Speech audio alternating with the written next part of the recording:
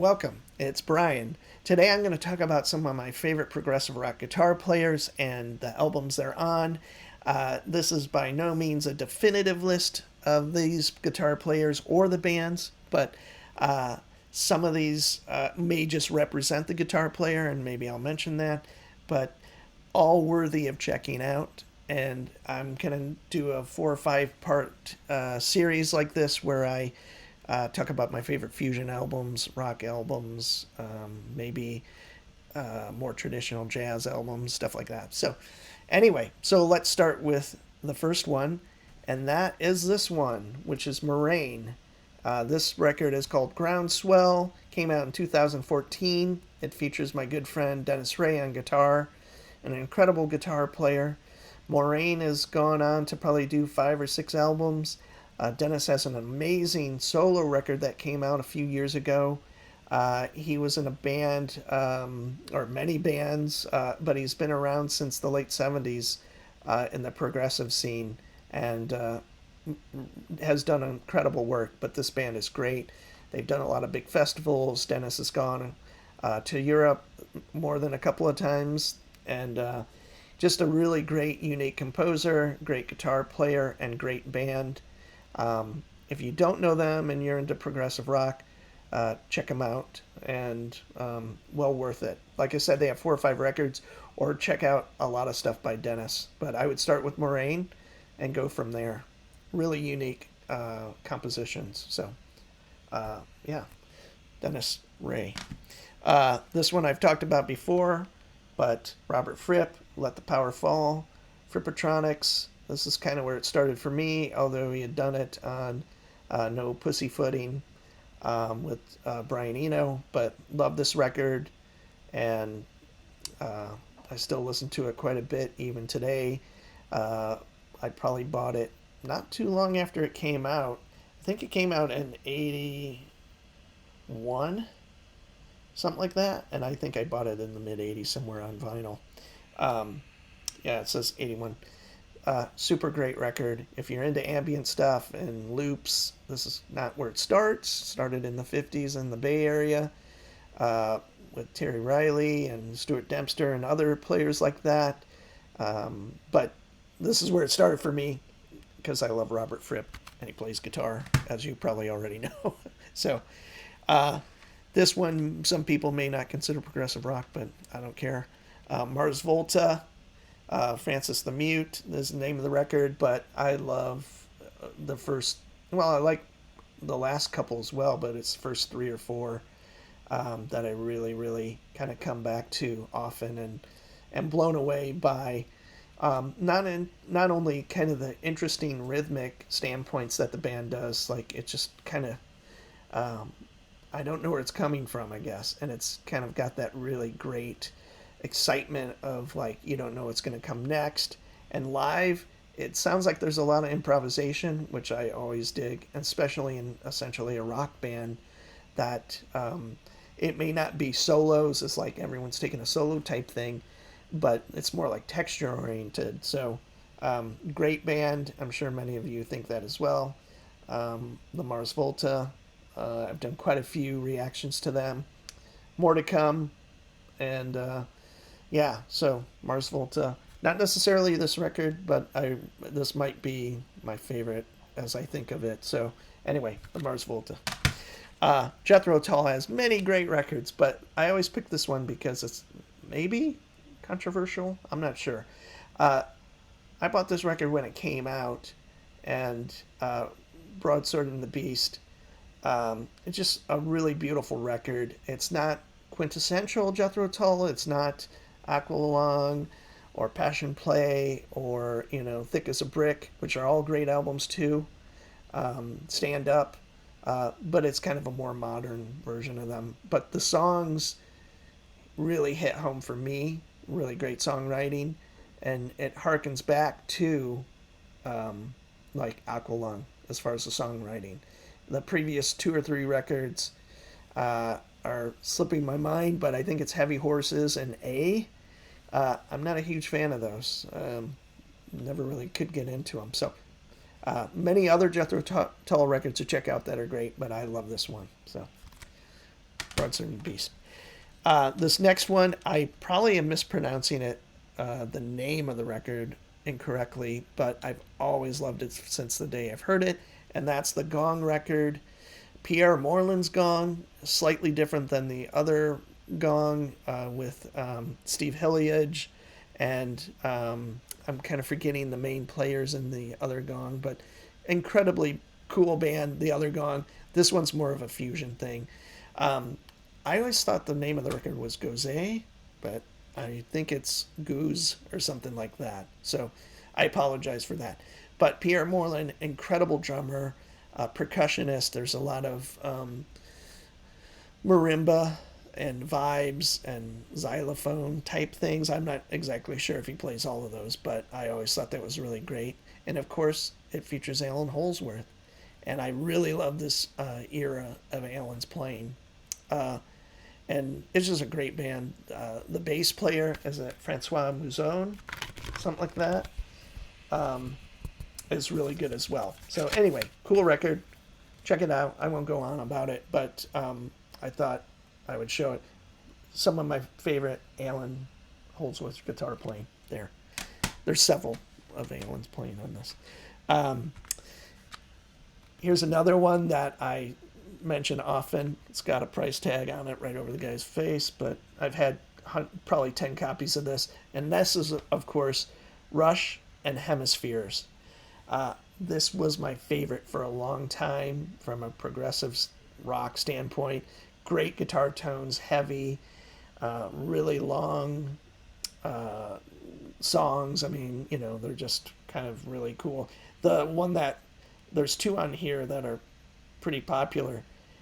The Trees was on the radio quite a bit. I never really gelled with that song a lot, but and then La Via Strangiato was a huge like instrumental hit, I guess. I don't know about a hit, but got a lot of play and people talk about it. So yeah, Rush, love this record. I love a lot of Rush records, but it's probably this, then Moving Pictures, and then I love Caress of Steel as well. And my love of Rush probably went through Power Windows, and after that fell off the face of the earth. So still listen to this all the time. Cool. Hemispheres. For something kind of completely different, a more metal prog rock band, but this is the first record I ever bought by Symphony X. My brother was a huge fan, and I bought it on his recommendation. And I've gone on with my son to see them probably 3 or 4 times just recently in Portland here. Great show. Michael is an amazing guitar player, and all the players are great. Michael Romeo. The only frustrating thing about this band is, you know, several years between each record. I can't remember. I think the last record came out in 2017 or maybe even, you know, longer than that. So anyway, this is for me where I started with Symphony X and I go back to it quite a bit. I've liked the records after this almost as well, but this one's kind of special because it's more of a progressive rock element to it, I guess, the longer songs and just more kind of the whole theme of the record being kind of like a, you know, having to do with the Odyssey as it's titled. So anyway, great record, Symphony X. Another Alan Holdsworth one. This is UK, a band that went on to do, I believe, one more record, but this was the only one with Alan and Bill Bruford. It featured John Wenton and Eddie Jobson was the keyboard player, and of course John Wenton was the bass player. One of my favorite bass players in kind of the prog rock era of stuff, and a great singer. And unfortunately, I think the band did this record, went on tour, and I believe Alan, I don't even know if he finished the tour. So that's unfortunate. This band went on to have Terry Bozzio on drums, John Wenton, and Eddie Jobson, and I don't believe they added a guitar player. I could be wrong, but I love this record. Alan, again, at his best. Very close to the the other one, the Gong record. So and there's a couple of Gong records that Alan's on, Espresso 1 and 2, and then I think there's a live one. So there's a really cool live one, I think, that is half Alan Holsworth and half Mike Oldfield playing guitar. So I haven't seen that for a long time. Uh, you can't talk about prog rock without the first King Crimson record. Uh, I mentioned this as probably my second favorite of kind of the first generation of King Crimson. I love In the Wake of Poseidon. That's my favorite. But you have to give this one its due because, I mean, obviously, 21st Century Schizoid Man, that's, cool. But I Talk to the Wind, Epitaph, just the whole thing is an amazing record. So different than pretty much anything else that was from that time frame. Uh, so everybody, it's a good place to start on the early 70s stuff. And moving right along, King Crimson, this is kind of not the last, close to the last iteration of them in the 70s. I love this record, Starless in the Bible Black.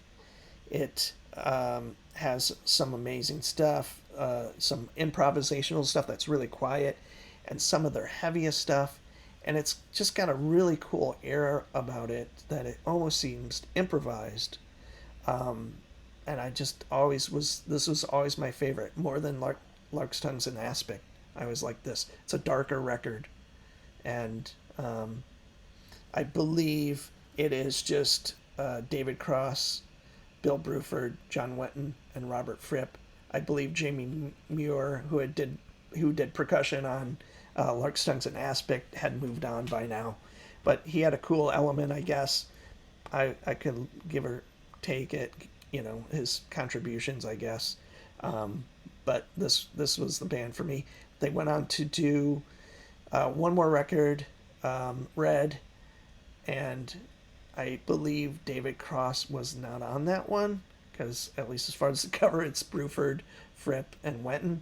But it does have strings on it, so Red's another one. But this is my favorite of that later '70s King Crimson. So yeah, Starless, Bible Black. Here's another one that I bring up a lot. This was huge for me, and that is the band Présent. This is a band of French players. I don't know all of their names. I'll read them to you. But this is almost like super dissonant, kind of like chamber rock. There's piano in it, and just amazing. Like the compositions are really great, but it totally resonated with me. They have a couple of records. This is both of them, I believe, on one disc, the first two, and then they didn't do anything for a while, and now they were doing stuff in the 2000s. But the players are Roger Trago, I believe. He's the piano or guitar and pianos, and then Alain Rocher is the piano and synthesized player. Daniel Danier, I think that's how you pronounce it. He's the most well known.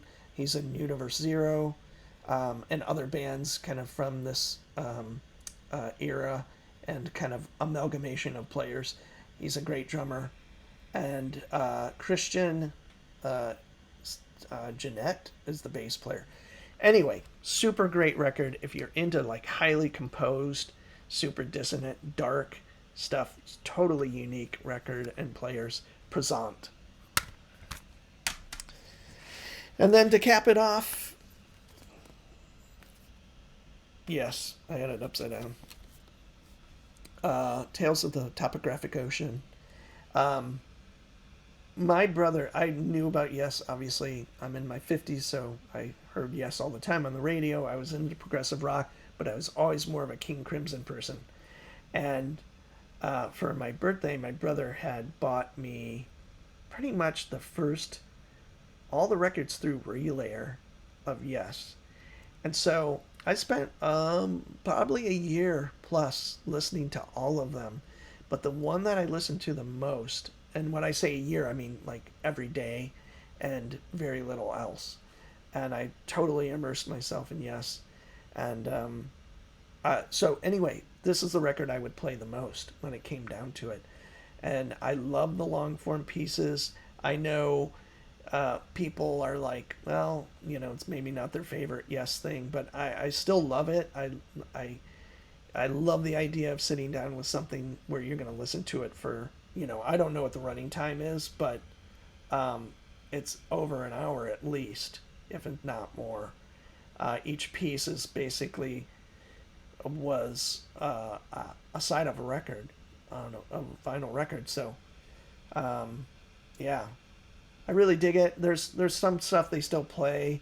Uh, the revealing science of the god, they play that, and they always play ritual um, quite a bit. So anyway, some of this stuff was still in their set list for a while, and uh, I think fans love it more than they did. Is kind of what I always got from it. But I love this record, and there's nothing like it that I know of in progressive rock that's this accessible and just adventurous or whatever, from such a big band. I guess that's always the thing. They're a huge band, had tons of hits, sold lots of records, and then they do something like this that it's really, really kind of profound and a huge risk, I guess. So, anyway, so there we have it. Hopefully, you find some of that interesting, and I'd love to hear even your top five. And no means is there every one of these my absolute favorite of all of these bands and players, but it changes with time. Some of these records I've been listening to for a long time, and sometimes they kind of come in and come out, and I still love a lot of the 70s King Crimson, like the earlier 70s, probably more than I did a long time ago. Whereas when I discovered King Crimson, it was Discipline. Um, and for a while, I listened to nothing but Discipline, Beat, and Three of a Perfect Pair, and the subsequent albums quite a bit. Now I don't really listen to them at all. I think Discipline is a cornerstone album for that kind of, they reinvented uh, that kind of interesting rock music. I don't know if it's progressive. It is to me, but it fit more of that format of shorter pieces, a little more with Adrian's voice, definitely more accessible to the average person who maybe like the Talking Heads or something like that. So anyway, I hope you like this. Please check out the records. Let me know what you think. I'd love to hear what you thought, or if you already have established your favorites, I'd love to hear yours. So I'm Brian. Please check back for more stuff. There'll be more in this series of my favorite genre specific recordings. And I appreciate you watching, and I'll talk to you soon. Bye.